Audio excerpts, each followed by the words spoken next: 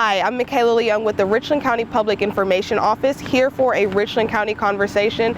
We have Mike King, the Assistant Director of Emergency Services, and he is also the Manager of Local Disaster Recovery. Mike, how are you today? I'm great. Thanks for having me here. Awesome, and we're actually here on Tall Pine Circle for a demolition. So this is a part of the Hazard Mitigation Grant Program, right? Can you tell us a little bit about that? Yes, because of the flood event of 2015, we had several homes that were substantially damaged, and they were located in a special flood hazard area. Because of that, many of the homes were abandoned, and they remain abandoned. We were able to apply for federal funding through FEMA and HUD to acquire the properties, demolish the properties, and return them to naturalized state.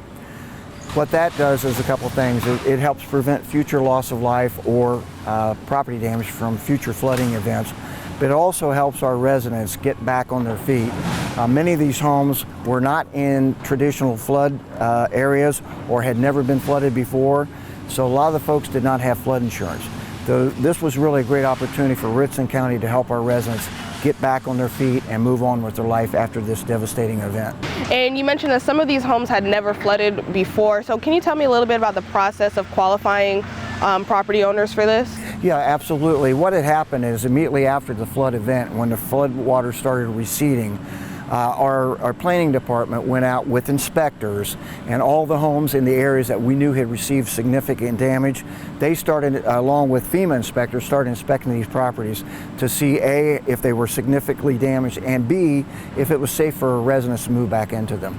Okay, and did property owners have to go with this program, or? No, ma'am, this is an entirely voluntary program. In fact, initially we had around 72 properties initially agreed to participate in the program, but since that time people have done different things, some have been disqualified, so we're going to have around 60 properties that's actually going to finish up with the program.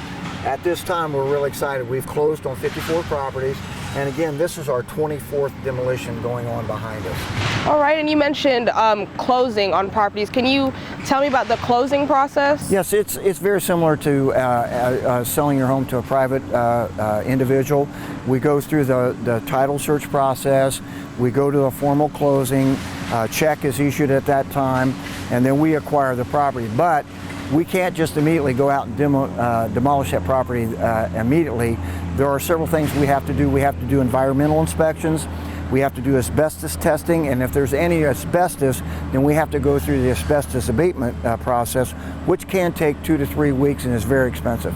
And when the closings are all said and done, what is usually the response of the property owners? We've had laughter, we've had tears. It's just such a sense of relief. You know, especially we're moving very closely to our 4th anniversary for this flood event. We've had 2 presidentially declared disasters since that time. So folks are really fatigued. And if you, for example, this home here closed about 60 days ago. So the folks have owned this home since the time of the flood. We were finally able to get them relief 60 days ago. And it's just such a sense of relief that they're moving on with their life. We're never going to be able to make them whole again, but at least we had a part in helping them move on with their life, their new reality. Right, and then, so for this home, for instance, after it's demolished, everything's said and done, what happens to the property? We will return the property to a naturalized state, and then, of course, down along the timberline lane area, there are several properties co-located each other, and we're working with the Richland County Planning and Community Development Department on future plans for that property. There's several acres that they may be able to do parks, whatever the county really decides to do with it. But we can never sell the property.